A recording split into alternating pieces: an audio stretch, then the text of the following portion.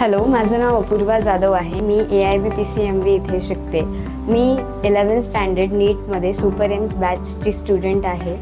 मी AIBबद्दल हेच बोलेल की इथलची फॅकल्टी खूप छान आहे. ते खूप छान पद्धतीने तुम्हाला शिकवतात, तुमच्याशी इंटरॅक्ट करतात. आम्हाला बायोलॉजी हा subject doctor Bhaskar Shinde sir शिकवतात आणि मला नाही वाटत की मला त्यांच्याबद्दल फारसं काही बोलण्याची गरज आहे, कारण सगळ्यांना माहितीच आहे की ते बेस्ट बायोलॉजीचे टीचर आहे आणि मला नाही वाटत की त्यांच्यापेक्षा जास्त बेटर कोणी किंवा बेस्ट बायोलॉजी कोणी शिकवू शकतं.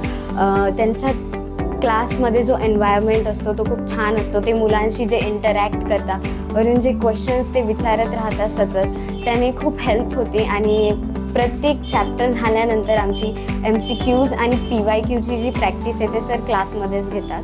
तसं अशा प्रकारे आमचं बायोलॉजी खूप छान जातं आणि हे खूप हेल्पफुल सुद्धा आहे प्रत्येक स्टुडंटसाठी.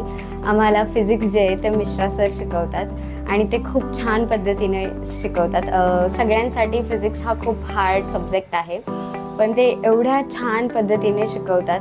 सगळे आमचे डाऊट्स वगैरे सगळं क्लिअर करून देतात. छोट्यातला छोटा डाऊटही जर आपण सरकडे घेऊन गेलो तर ते क्लिअर करून देतात. आणि डाऊट सेशन हे रोज होतं AIBमध्ये. आम्हाला केमिस्ट्री हे अरविंद सर शिकवतात.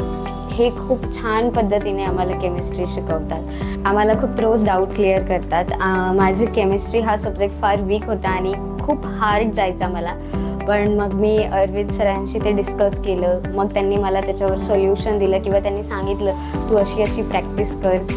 मग मी तसं करत गेले आणि तो सब्जेक्ट इम्प्रूव्ह होत गेला आणि मला आता त्या सब्जेक्टबद्दल आवडही वाढली आहे. आणि हा एक खूप मोठा रोल आहे एक टीचरचा एका स्टुडंटच्या लाईफमध्ये.